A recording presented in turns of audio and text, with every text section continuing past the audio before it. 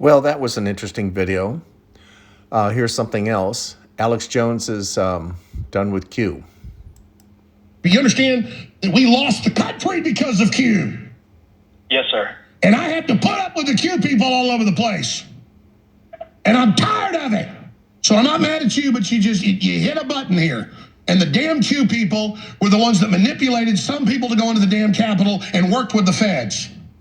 Q is the worst people on earth at the top. Q is the New World Order. Q is a psyop to lead us around by our noses. Well, there you have it. Well, it looks like the hot ticket for 2024 is DeSantis and Trump Jr. You know, the Republicans in Florida and the big corporations, they love Ron DeSantis, the governor down there. And you know what they call him? DeSanta Claus.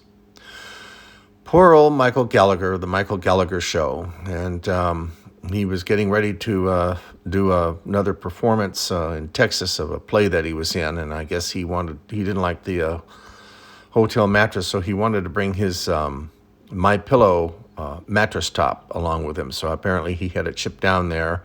And then I guess the stage manager died, and so they had that whole drama going on.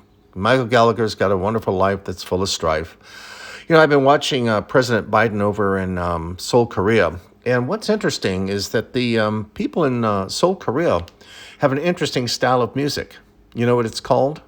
Soul music. Okay, enough of the bad jokes.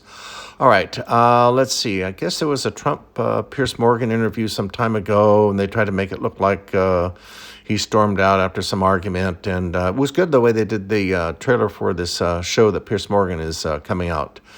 But, you know, it's the usual stuff. You know, Trump lost the election. It was stolen from him and so on and so forth. But his buddy Sekulow even says, he lost it. Let's move on. On the Ralph Nader Show, and I'm going to have a link down below, he had Chris Hedges on, and it was just excellent. It really puts this whole European war into proper perspective regarding Ukraine and Russia. And so I'm going to have a link for that down below. Now,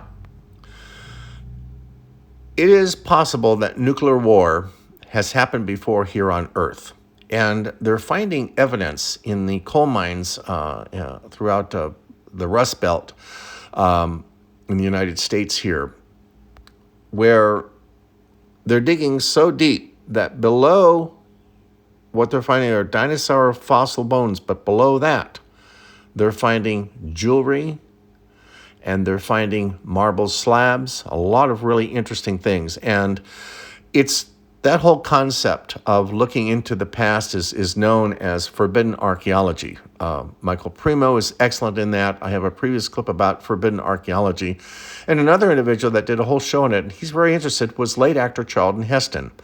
And the forbidden archaeology is really an interesting concept because, again, you know, with the Earth being billions of years old, it probably has happened before. And the Earth, even if we go into a thermo-global nuclear war, the Earth will eventually repair itself.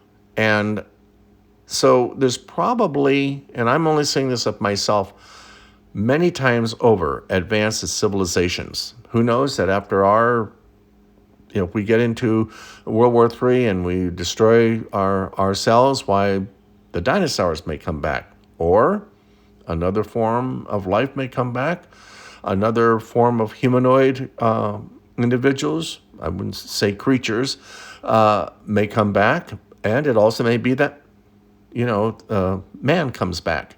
But it is really interesting, and I'm going to have a link to Forbidden Archaeology, Michael Primo's site's really interesting, some of the aspects and things that they have found.